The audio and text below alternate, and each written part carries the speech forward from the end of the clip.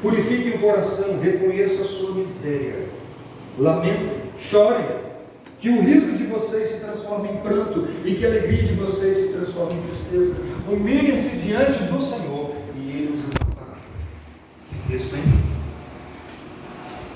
Alegria do pecado e tristeza é momento de humilhação. E a palavra humilhação, irmãos, às vezes nós não gostamos dessa palavra, parece que é ofensivo, mas a raiz dela é humildade. Aí muda a coisa, muda. Nada a ver com essa coisa assim de alguém ficar te esnobando. Não.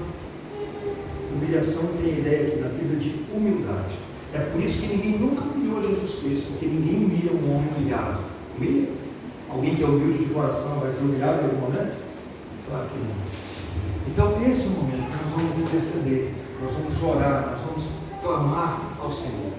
Você tem essa oportunidade de orar pela sua vida, pelo seu pedido, pela sua família, pelo seu trabalho, mas vamos lembrar também de orar de maneira específica pelo Hospital São José da Bahia, a UPA e pela nossa cidade. A proposta da Igreja Presbiteriana do Redentor é ser bênção para essa cidade. Essa é a ideia. Nós não estamos aqui como apenas um sanguessuga. Nós queremos abençoar. Nós começamos abençoando essa cidade, abençoando, veja bem o que eu quero dizer, orando por ela, pedindo um abençoador para abençoar. E nós temos acesso ao trono da graça. É isso que a Bíblia diz? Nós temos acesso àquele que tem o coração do rei nas mãos. E segundo o seu querer, ele inclina para lá ou para cá.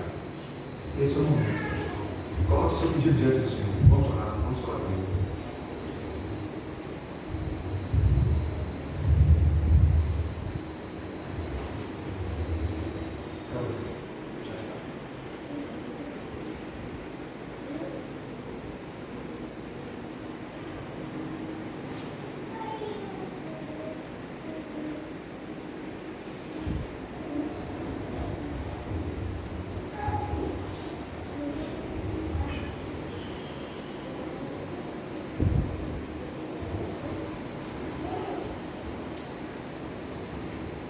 Adilson, ore por nós, irmão, por favor. Bom, Pai, estamos aqui, Pai amado, filhos do Senhor, Pai amado. Sim. Adotados nessa família, Pai, do Senhor de Jesus, Pai. Estamos aqui nesse momento querendo te pedir, Pai amado, que o Senhor venha, Pai amado, a casa profissional, Pai amado, ali no hospital. Sim. Cada um que trabalha, Pai amado, nessa área tão delicada. Sim. Isso aí, enfermo, sofrendo, e a família também ali junto, Pai amado. Momento de muita delicadeza.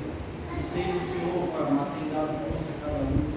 Querendo pedir especial, Pai amado, continue orientando, continue iluminando a mente deles, Pai amado, que possa, Pai amado, mostrando todo cuidado através da mão deles. Sim, Deus. Possa abençoar, Pai amado, a família deles, o trabalho deles, Pai amado. Também queremos pedir, Pai amado, pela essa cidade, Pai amado, em especial nesse bairro. Nós sabemos que estamos aqui, Pai amado, para proclamar a tua palavra, Pai amado, para que possamos, Pai amado, ser aqui, Pai amado, uma referência, Pai amado, de adoradores do Senhor, Pai amado. E Sim, possamos, Pai amado, ajudar mais adoradores aqui, Pai amado. Possamos ser bênçãos nesse bairro, Pai amado, bênçãos nessa cidade. Sim, Deus. Possa usar cada um aqui, Pai amado, para que possa fazer diferença, para ser verdadeiramente salvo com luz no mundo. Tenha misericórdia, Pai amado, de cada um que está aqui, passando dificuldade de saúde, Pai amado, que o Senhor possa entrar na provisão, que tenha um parente, Pai amado, que o Senhor possa também estar abençoando, Pai amado, e trazendo cura. Sim, Deus. Isso que eu te agradeço e peço, no nome do seu Filho Jesus. Amém. Amém, queridos. As crianças vão permanecer aqui? Vão? Ok? Nós estamos então numa série de pregações, cartas de amor, e hoje é a carta de Jesus Cristo para a igreja de Pérgamo. Abra sua Bíblia em Apocalipse capítulo 2, verso 12 a 17. São 7 cartas. Nós estamos na terceira carta. Cartas de amor do noivo para a noiva. Não se escandalizem, mas eu vou citar uma música hoje aqui nessa mensagem. Uma música de Aguinaldo Timóteo. Primeiro vamos ler o texto bíblico. Abra sua Bíblia então. Apocalipse capítulo 2, verso 12 a 17. Ao anjo da igreja em Pérgamo escreva: essas coisas diz aquele que tem espada afiada de 2 gumes. Conheço o lugar onde você mora, que é o lugar onde está o trono de Satanás. Sei que você conserva o meu nome e não negou a fé, e que tem em mim mesmo nos dias de Antipas, minha testemunha fiel, meu fiel, que foi morto na cidade de vocês, aí onde Satanás habita. Tenho, porém, contra você algumas coisas. Estão aí em seu meio os que sustentam a doutrina de Balaão, o qual ensinava Balaque a armar ciladas diante dos filhos de Israel, para que comessem coisas sacrificadas aos ídolos e praticassem prostituição. Além disso, estão aí em seu meio os que seguem a doutrina dos nicolaítas. Portanto, arrependam-se. Se não irei aí sem demora, lutarei contra eles com a espada da minha boca. Quem tem ouvidos, ouça o que o Espírito diz às igrejas. Ao vencedor darei um maná escondido. Também lhe darei uma pedrinha branca, e sobre essa pedrinha um novo nome, o qual ninguém conhece, exceto aquele que o recebe. Vamos lá. Deus, nos ajude nessa hora a ter concentração. O Senhor é o Deus que abre o nosso entendimento para a compreensão. É o Senhor que nos convence, nos converte, nos santifica. E nós imploramos agora a ação do Teu Santo Espírito. A obra que o pregador não tem condições de fazer, mas é a obra exclusiva do Teu Espírito Santo, e nós nos colocamos, Senhor, na Tua total dependência. Faça de mim apenas instrumento em Tuas mãos. Em nome de Cristo, amém. Agnaldo Timóteo tem uma música que o título é Cartas de Amor. Peço licença a vocês para lerem a letra dessa música. As tuas cartas de amor sempre releio a chorar. Sinto do pranto o amargor, o nome teu ao beijar e a beijar. Elas me fazem viver, também me fazem lembrar. Doces momentos de um passado encantador, são tuas cartas de amor. Mensagens vindas do céu, nas asas de uma ilusão. Vejo teu riso outra vez, sinto a ternura da tua mão. Tudo parece voltar aos velhos tempos em flor. Doces momentos de um passado encantador, são tuas cartas de amor. Uau, né? Coisa linda. Como eu disse, nós estamos numa série de mensagens intitulada Cartas de Amor. Mas é do amor verdadeiro que eu estou lidando com vocês nessa noite. O amor de Cristo, o amor que elogia, que faz declarações lindas e maravilhosas, mas é o amor que diz: não concordo com esse ponto, está errado, não é assim, porque esse é o verdadeiro amor. O verdadeiro amor não é só aquele amor que diz o tempo todo: eu te amo e vive do jeito que você quiser. O verdadeiro amor diz: isso aqui eu não concordo. E é isso que Jesus faz nessas cartas. Ele elogia o que precisa ser elogiado, mas chega um momento que ele diz assim: olha, tenho porém contra vocês. Na primeira carta nós vimos o problema do amor desordenado.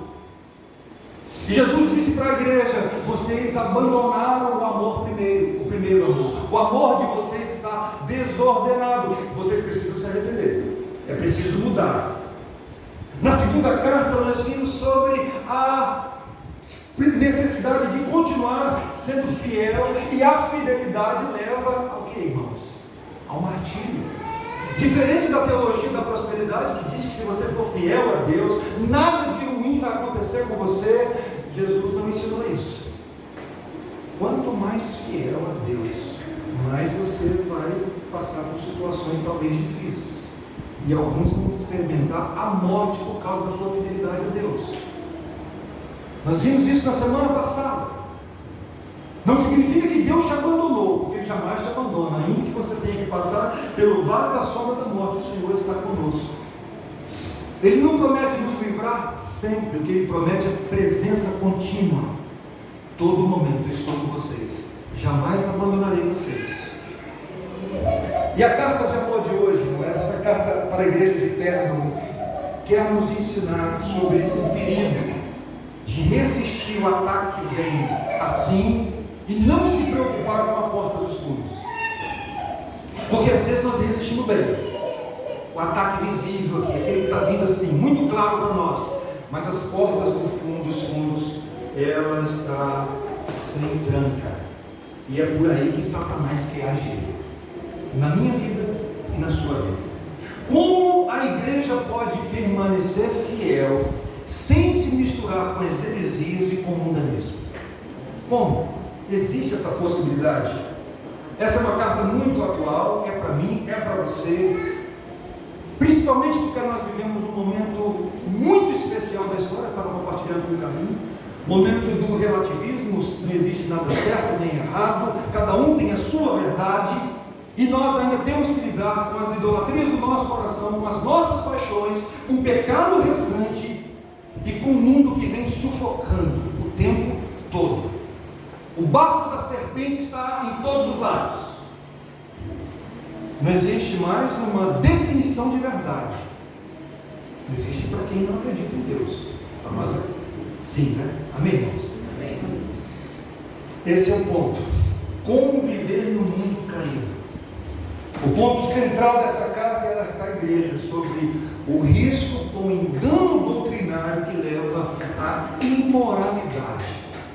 Eu quero trazer para vocês algumas informações sobre o contexto dessa cidade, dessa carta, para que nós possamos entender o que Jesus está querendo nos ensinar. Historicamente, Pérgamo era a mais importante cidade da Ásia.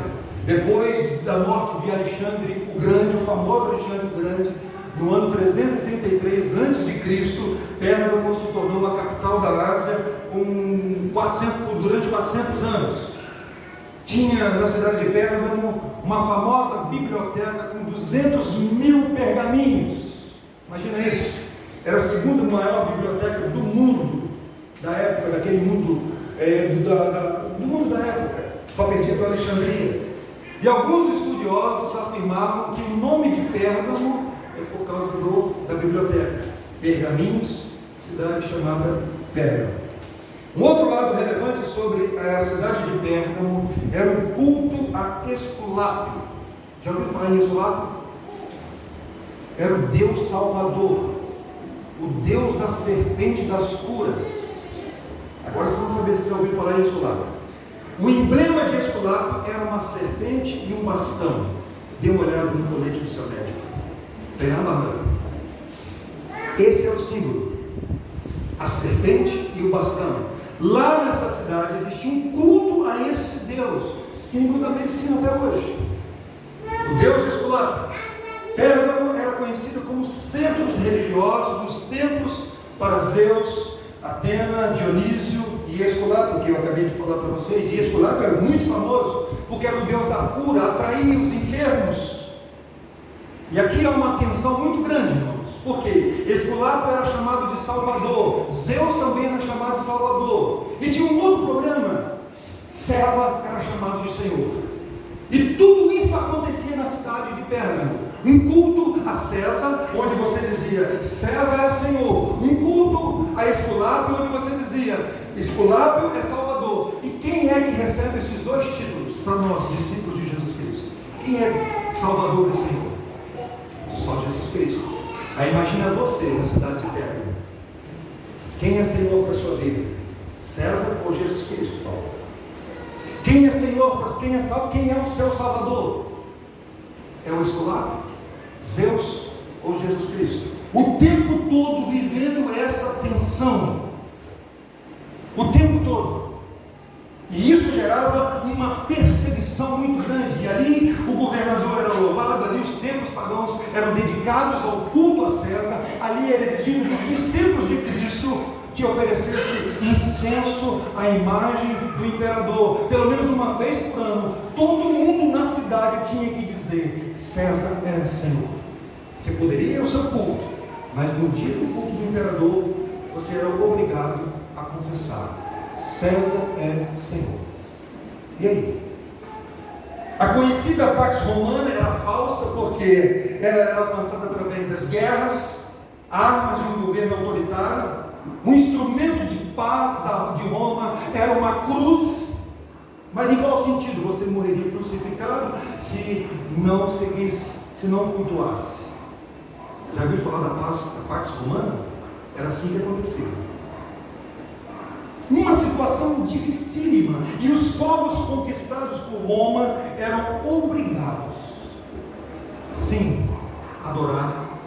Poderia até ter o seu culto na sua casa, no seu templo, mas tinha que ter um dia de adoração pública e chamar: César é Senhor.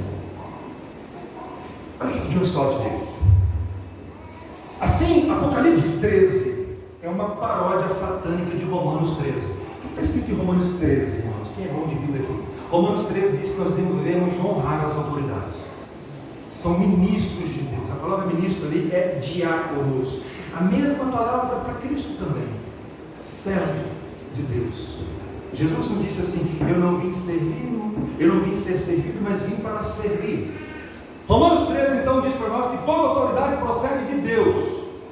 E aqui John Stott diz que Apocalipse 13 é uma paródia de Romanos 13. Presta atenção. No entanto, ambas são verdadeiras, dependendo da situação, se o Estado se mantém dentro dos seus limites ou se ele os transgride. O cristão o descreve como servo de Deus ou como instrumento de Satanás, do diabo. Resumindo, nós devemos submeter-nos às autoridades que Deus conferiu ao Estado. Essa, porém, foi dada para com propósitos específicos, não totalitários. O Evangelho é tão inimigo da tirania quanto o quê? Da anarquia. Existem momentos em que o Estado é servo de Deus, em outros momentos ele é servo do diabo. Por isso que a Bíblia vai dizer para nós, em alguns momentos, antes importa obedecer a Deus do que obedecer a quem? Aos homens. Todas as vezes que você recebe uma ordem que contraria a palavra de Deus, antes obedeça a Deus do que aos homens. Todas as vezes que alguém diz para você: você tem que adorar, chamar César de Senhor, e agora você não pode confessar Jesus como seu Senhor, qual seria a sua atitude como discípulo de Cristo?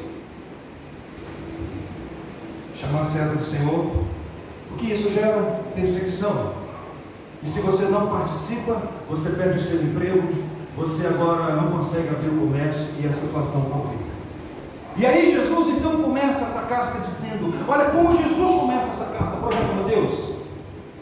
Ao anjo da igreja em Pérgamo escreva: essas coisas diz aquele que tem a espada afiada de 2 gumes.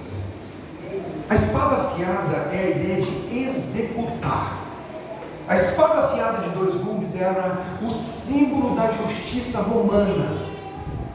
Presta atenção, a justiça romana, o símbolo era uma espada de 2 gumes, o símbolo do poder de Roma. E a primeira coisa que Jesus quer ensinar para essa igreja, quer me ensinar e te ensinar também, é que Jesus é que tem o poder da espada. O que isso significa? Não é o imperador que tem autoridade para tirar a vida de alguém ou para dar vida.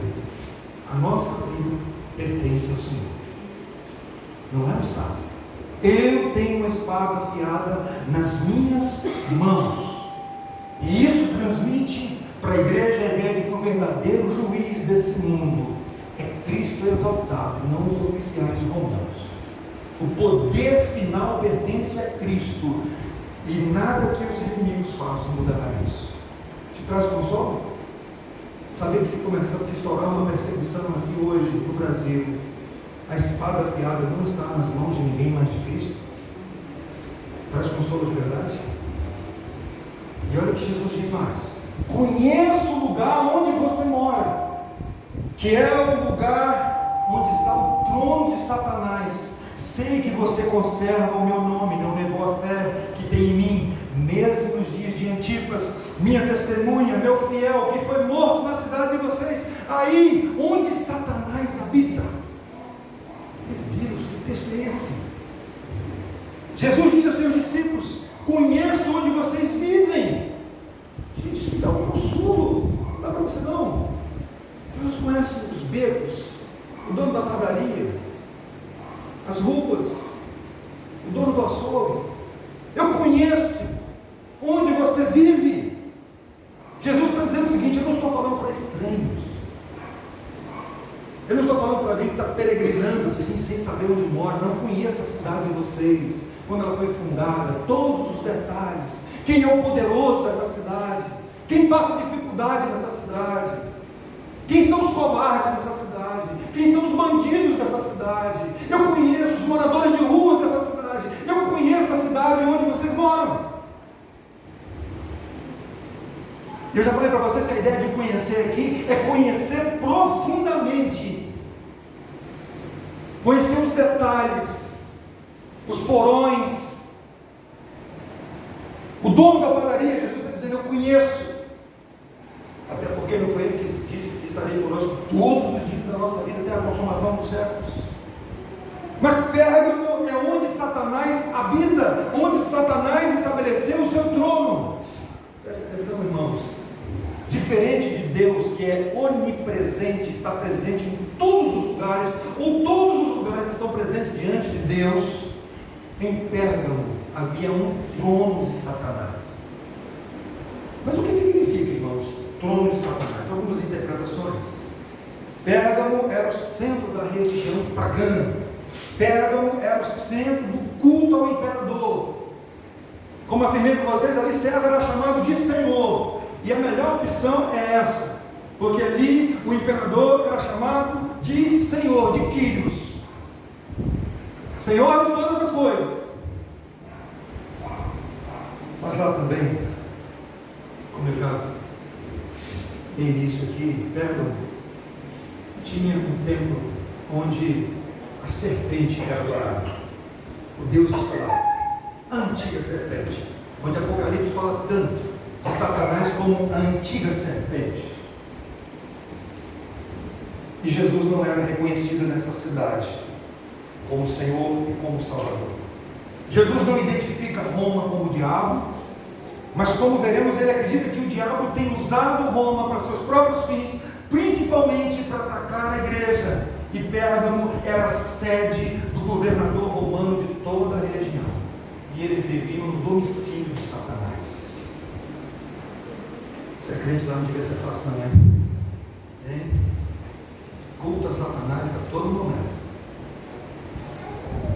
A perseguição aos discípulos por não oferecer incenso ao imperador era grande, e a desobediência civil era punida com a morte. E mesmo essas provações, Jesus afirma aos irmãos de Pérgamo: sei que você conserva o meu nome, não negou a fé que tem em mim, mesmo nos dias de Antipas, minha fiel testemunha, meu fiel que foi morto na cidade de vocês, aí onde Satanás habita. E olha o que o estudioso diz.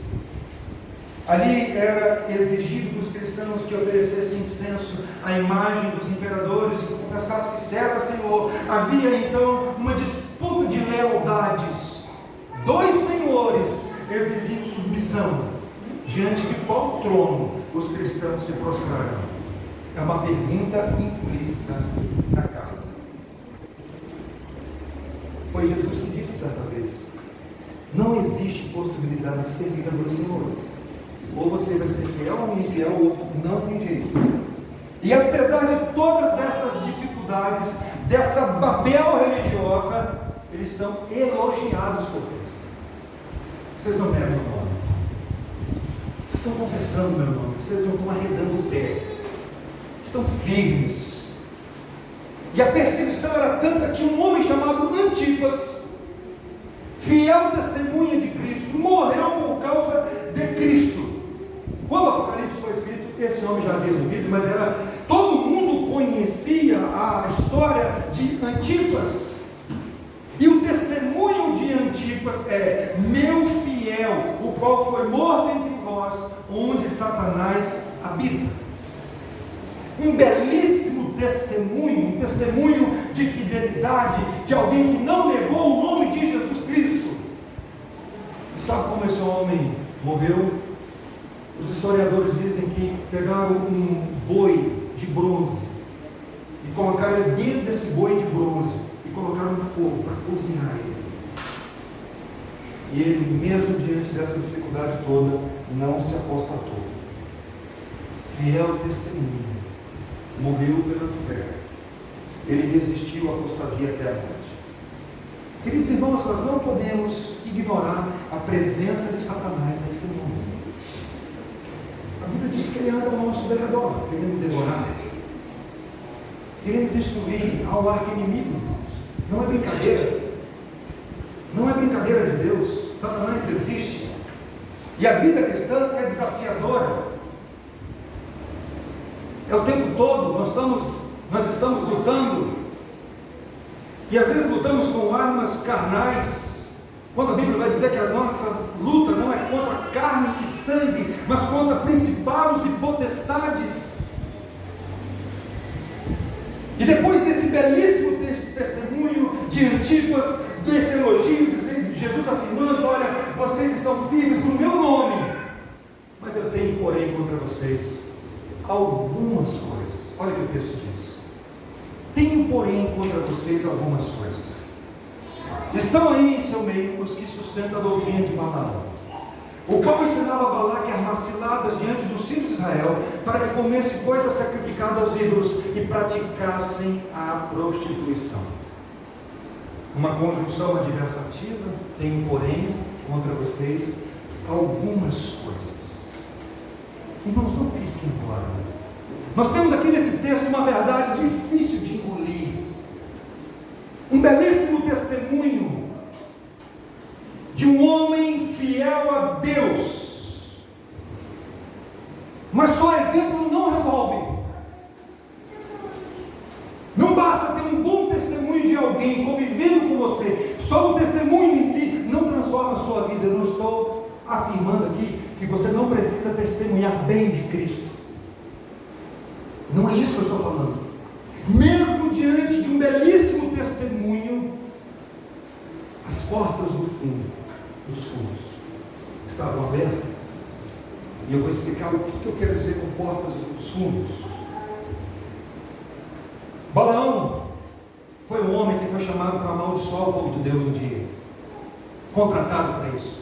Você já leu essa história? Quando a jumenta fala com ele, já leram isso? Quando Balaão foi chamado para amaldiçoar o povo de Deus, mais uma vez não quis. A resposta de Balaão foi a seguinte: projeta para mim. Pois contra Jacó não vale encantamento, nem adivinhação contra Israel. Agora se poderá dizer de Jacó e de Israel: que coisas tem feito Deus? Quando Balaão foi chamado para amaldiçoar o povo de Deus, Balaão falou o seguinte: olha, contra o povo de Deus não pega macumba, não adianta. Não tem jeito. Contra Jacó não vale encantamento, adivinhação, isso aí não funciona. Mas tem uma coisa que acontece com o povo de Deus, e ele dá um conselho diabólico, irmãos. Homens, vocês comigo agora, prestem atenção. O conselho de Balaão foi: coloca as mulheres bonitas do seu povo perto deles, aí eles caem. E às vezes nós achamos que somos bonitos, que somos gatão, né? Tá lindão, né? Olha a ideia. Coloque as mulheres, misture a mulherada com eles, para ver se cai ou não cai em tentação. E sabe qual foi o resultado disso? 24 mil pessoas do povo de Deus morreu porque Deus ficou irado. Eles se misturaram mesmo. Balaão foi morto à espada, e isso foi a estratégia. E é isso que está acontecendo aqui na igreja de Pérgamo. Eles estão firmes teologicamente, não negamos a Cristo, mas a imoralidade está acontecendo pelas portas dos fundos. Sutilmente as coisas estão acontecendo. E isso que gera o amor desordenado, que gera a idolatria e, por fim, a participar dos banquetes. Sabe qual é o maior exemplo disso, irmãos? Salomão. Olha o que a Bíblia diz. Tinha 700 mulheres que eram princesas, 300 concubinas, e suas mulheres lhe perverteram o coração. Sendo já velho, suas mulheres lhe perverteram o coração para seguir outros deuses, e o coração dele não era fiel ao Senhor, seu Deus, como havia sido fiel o coração de Davi, seu pai. 700 mulheres, 300 concubinas. Essa foi a estratégia. Para este homem que começou com muita sabedoria, mostrando o brilhantismo do que Deus pode fazer com alguém, estava ali com um coração que já não era tão fiel ao Senhor. O ensino de Balaão não era tão doutrinário, mas prático. Induzir a imoralidade sexual com mulheres midianitas e depois comer alimento sacrificado aos ídolos, cultuar esses mesmos ídolos. E sabe qual é a preocupação do crente às vezes? É o frango de macumba na esquina, quando Satanás está lançando os seus dardos inflamados do maligno. Ei, gente, frango de macumba não pega em crente de verdade, não. A Bíblia diz que quem é de Cristo, o maligno não lhe toca. Ele não tem permissão para tocar no crente.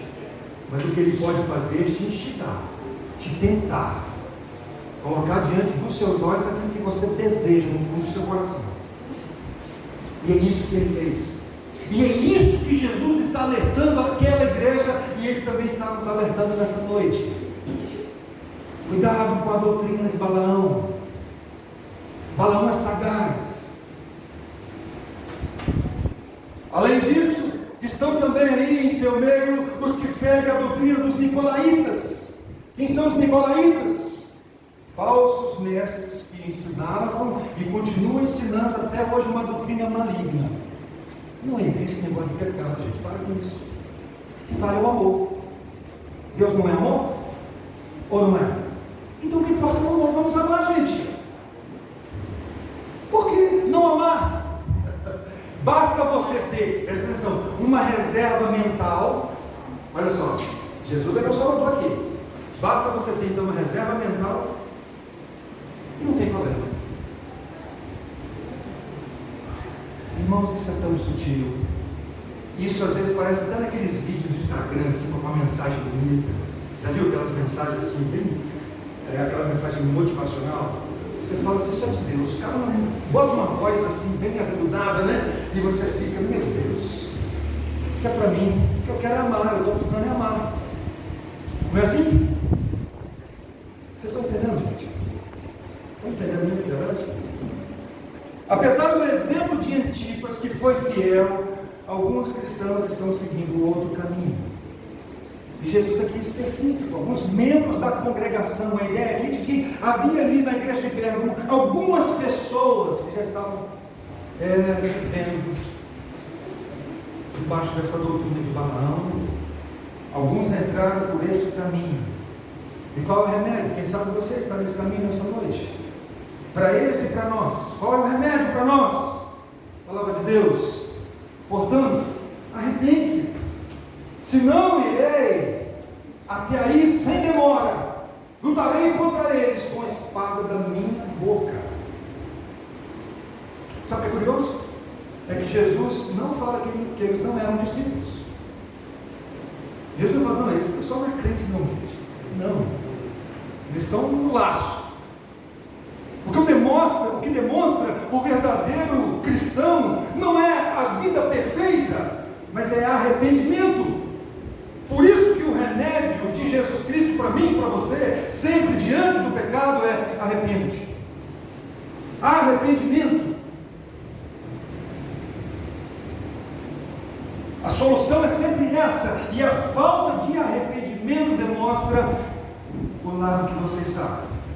O verdadeiro cristão não é perfeito, mas é alguém que se arrepende. Pegar a ideia, vou repetir. O verdadeiro cristão não é alguém perfeito, mas é alguém que se arrepende dos seus pecados. Diante de Deus, confessa, pede graça a Deus para abandonar o pecado.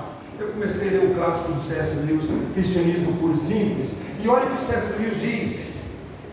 Quando o indivíduo que aceita a doutrina cristã não vive de acordo com ela, é muito mais esclarecedor dizer que ele é um mau cristão do que dizer que ele não é um cristão. Davi teve um momento na vida dele que ele era um mau cristão. Sansão teve um momento na vida dele que ele era um mau cristão. E eu creio que Salomão também, por esse momento, passou um momento na sua vida sendo um mau cristão, porque eu creio que ele que escreveu Eclesiastes se arrependeu no final da sua vida. E mostrou para nós que o temor ao Senhor, que é o caminho, Porque nós geralmente falamos assim, nós gostamos de jogar as pessoas no inferno, não gostamos às vezes? Fulano fez isso, já está no inferno, isso não é crente nunca. Não é assim que nós falamos? Por isso que Mateus 18 diz que nós temos que ir 3 vezes ao pecador. Se ele não se arrepender da primeira vez, chama alguém com você, vai lá. Se ele não se arrepender da segunda vez, vá com a igreja. Aí, se ele não se arrepender diante da Assembleia, aí diz: você não pode ser convertido, porque as minhas ovelhas ouvem minha voz e você não se arrepende. Que ovelha que não escuta a voz do Senhor? Eles precisavam se arrepender. Só o arrependimento sincero por parte daqueles crentes que estavam seduzidos pelas doutrinas falsas podia livrá-los de algo mais terrível do que as autoridades romanas. A ira do cordeiro, a espada afiada. Olha o que um autor diz num livro chamado A Graça do Arrependimento, sobre Jonas, que tem a ver com esse contexto também. Por favor. Há um sinal de Jonas. Qual é o sinal de Jonas? A cruz. E Deus tem sua maneira de preparar ventos para nos perseguirem, um grande peixe para nos engolir, ventres escuros que, como disse Calvino, se tornam hospitais para nos curarem de nossa enfermidade mortal. Precisamos de aflições para nos fazer invocar o Senhor e voltar à sua presença e à sua palavra. Se preciso for, ele vai usar o hospital dele, o peixe dele, o vento contrário, para produzir em nós arrependimento. Irmãos queridos, quem não se arrepende em nenhum momento da vida demonstra que nunca foi regenerado, que nunca nasceu de novo, que nunca foi transformado verdadeiramente pelo poder de Deus. Às vezes o arrependimento demora na nossa vida. Quanto mais tempo demora, pior. Davi ficou um tempão no pecado, tranquilaço, maravilha, está tudo bem. Os ossos doendo e ele quietinho. Quem tem ouvidos para ouvir, quem tem ouvidos, ouça o que o Espírito diz às igrejas. Ao vencedor darei do maná escondido, também lhe darei uma pedrinha branca, e sobre essa pedrinha um novo nome escrito, o qual ninguém conhece, exceto aquele que o recebe. Portanto, quem tem ouvidos, ouça. As ovelhas de Cristo, elas têm algo que distingue. Falei certo? Distingue. E olha que eu fico assim embolado. Dos outros, ouvidos atentos à voz do pastor. Esse é o nosso diferencial. Ouvidos. Por isso que Apocalipse diz: quem tem ouvidos, ouça o que o Espírito diz à igreja. Mais uma vez, Davi cometeu o adultério, e no momento em que o profeta Natan vai confrontar Davi, dizendo: Davi, tinha um homem que tinha uma ovelhinha, o outro tinha várias ovelhas. Um dia veio um homem, Davi, visitar um homem que tinha várias ovelhas. E você acredita, Davi, que um homem que tinha várias ovelhas foi lá na casa daquele homem que tinha uma ovelhinha só, pegou a ovelhinha do homem que dormia no braço dele, que alimentava ela, matou Davi, aquela única ovelha, e fez um churrasco da ovelha para alimentar a sua visita. Sabe o que o nosso querido irmão Davi, o homem segundo o coração de Deus, disse? Tem que morrer um cidadão desse. Presta atenção, ele já tinha assassinado Urias, havia cometido o adultério, estava deitado em berço esplêndido. Quem sabe, assistindo o Flamengo e Vasco. É verdade. E aí o profeta foi atrapalhar a paz de Davi. E aí o profeta diz assim: Davi, é você. O que foi que Davi disse? Vou chamar meus advogados agora. Pequei contra o Senhor, pequei contra ti e contra ti somente. Quem tem ouvidos, ouça o que o Espírito diz à igreja. Quem é o vencedor? É aquele que se arrepende dos seus pecados. Quem é que vence? Aquele que tem ouvidos. E o vencedor tem a promessa de receber um maná escondido e uma pedra branca. O maná escondido está ligado à festa messiânica no final dos tempos, que se refere a felicidade eterna no céu.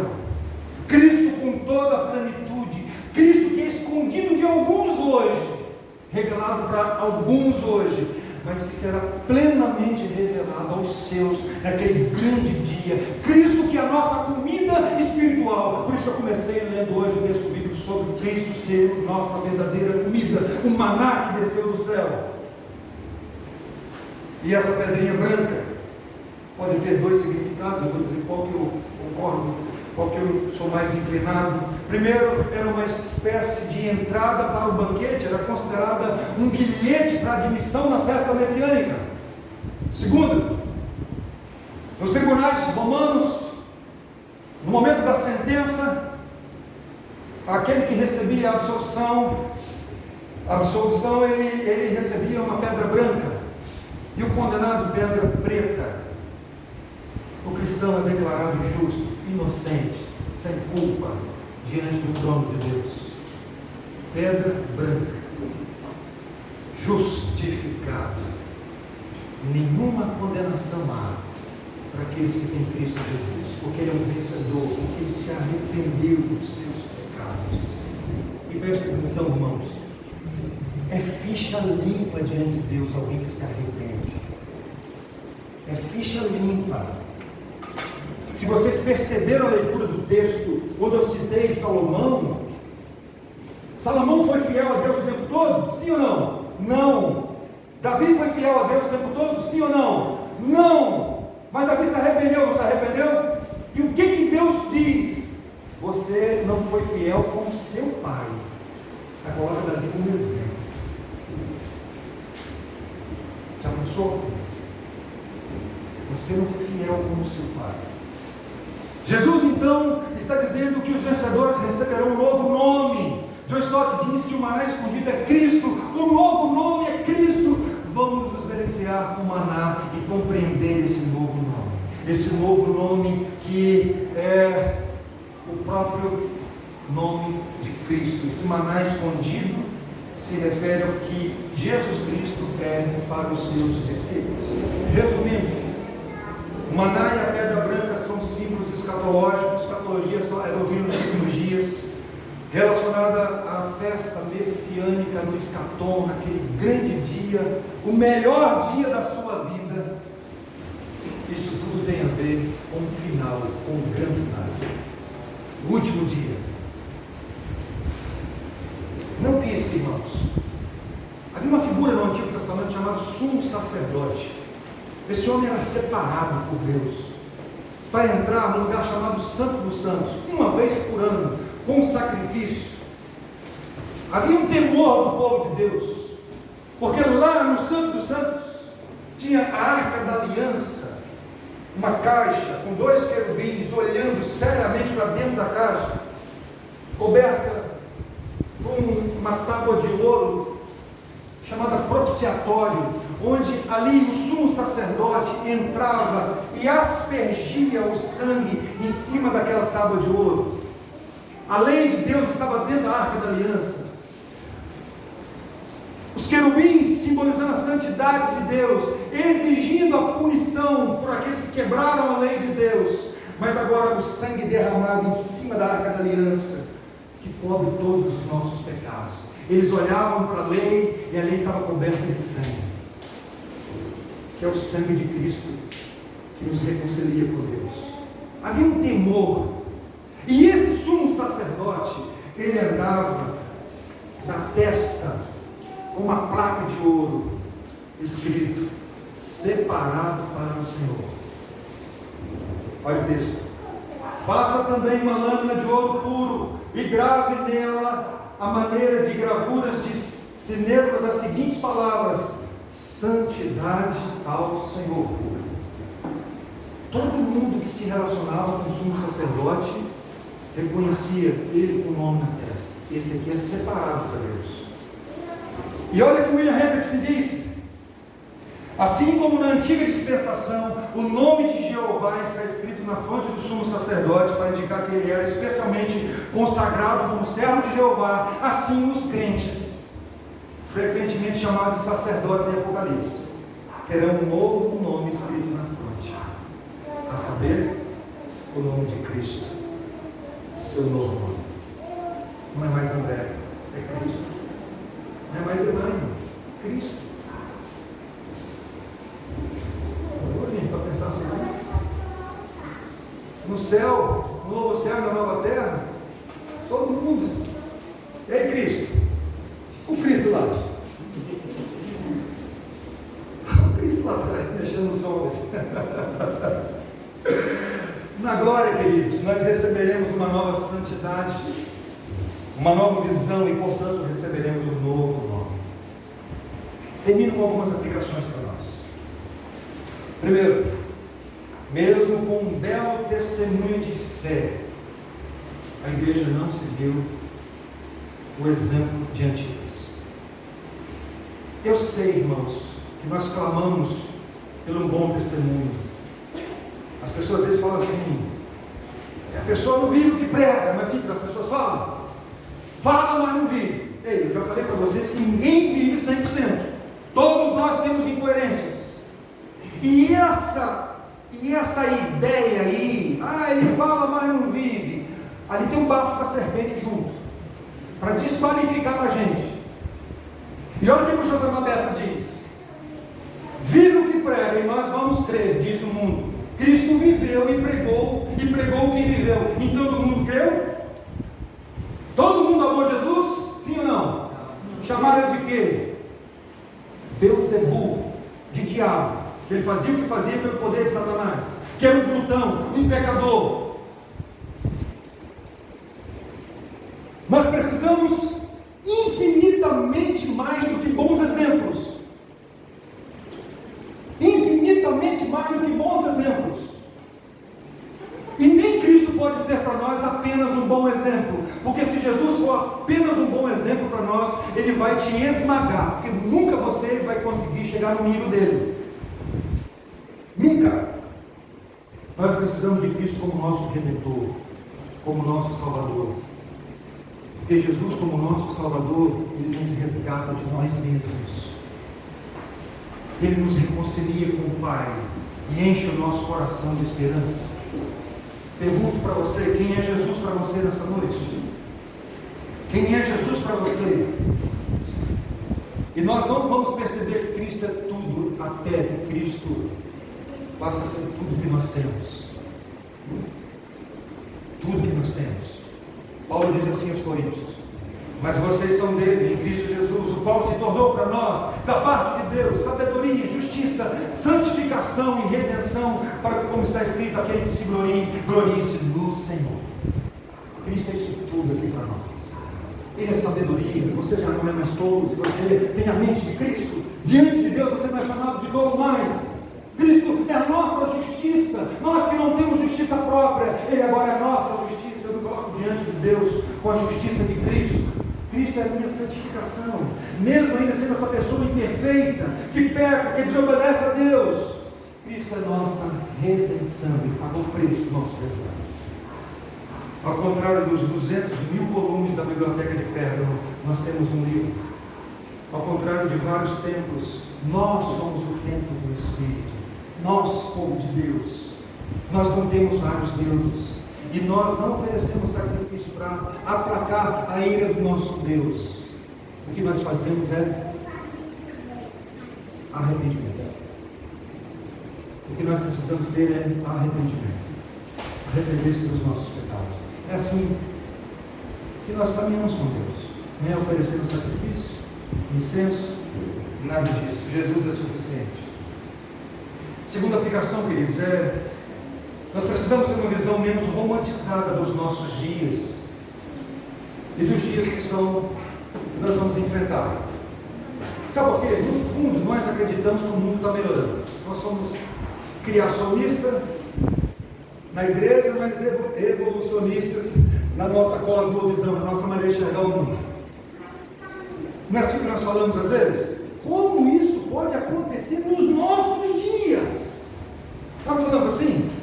Parece, né? Saímos do homem da caverna e nos nossos dias ninguém poderia fazer o que estão fazendo hoje. Imagina. Gente, vamos evoluir, né? Assim que as pessoas falam. péssima notícia para você, se você pensa assim. Deixa o seu carro com a chave dentro e a porta e aberta em algum lugar assim para exposição. Deixa a sua casa aberta. Dá uma olhada para o seu celular para você ver se o mundo está evoluindo. Nas cidades onde tem menos crime, e aqui está o ponto, que existem países com menos crime, é o maior índice de suicídio. Maior índice de suicídio é nessas cidades que tem menos crime. Olha que mundo caído que nós vivemos. Que situação dificílima. E John Stott diz o seguinte: não devemos perguntar o que está errado com o mundo, porque o diagnóstico já foi dado. Deus já deixou para nós um diagnóstico. O que Jesus disse? Até a segunda vinda, o amor vai se esfriar e a iniquidade vai multiplicar. Estava conversando com a Carlinhos agora há pouco. Nós pensamos que isso vai acontecer lá na outra geração, né? Ei, o amor já está se esfriando e o pecado está só aumentando. Não é assim?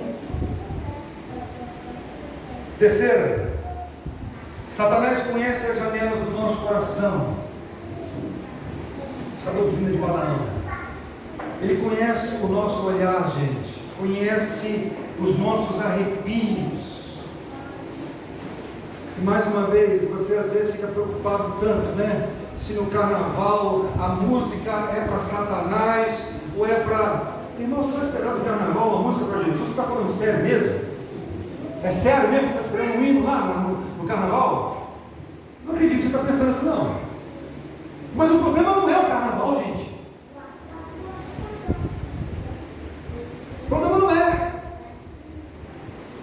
Satanás age na sutileza. É muito sutil.